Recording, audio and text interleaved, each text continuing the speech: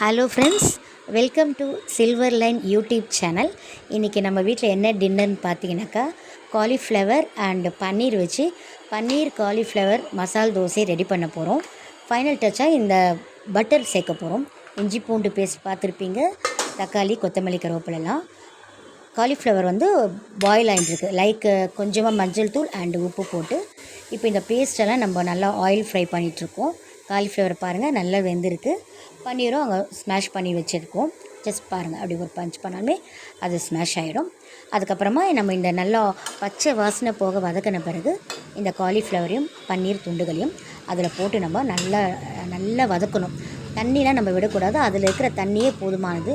கொஞ்சமாக எண்ணெய் ஊற்றி இந்த மாதிரி கோல்டன் கலரில் வரணும், நல்லா கிரேவியாக வரணும். அதுக்கப்புறமா நார்மலாக நம்ம எப்படி ஒரு தவா வச்சு தோசை சுடுறோமோ அந்த மாதிரி ஒரு தோசை சுட்டு அதில் உள்ள ஸ்டஃபிங் பண்ணி நம்ம கொடுக்க போகிறோம்.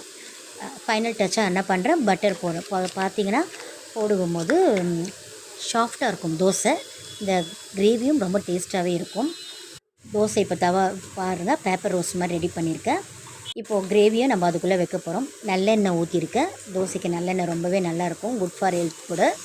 இப்போ நம்ம அதில் பாருங்கள், அந்த சும்மா ஒரு கரண்டி எடுத்து அதில் டச் பண்ணுறோம். பாருங்கள், ஸ்ப்ரெட் பண்ணி விடுறோம். பண்ணிவிட்டு சும்மா 2 பக்கம் இப்படி திருப்பி போட்டுட்டு நல்லா சுட சுட நல்லா வாழை இலையில் வச்சு இதை நம்ம குழந்தைங்களுக்கு கொடுக்கும்போது ரொம்ப ஹெல்த்தியாக இருக்கும்.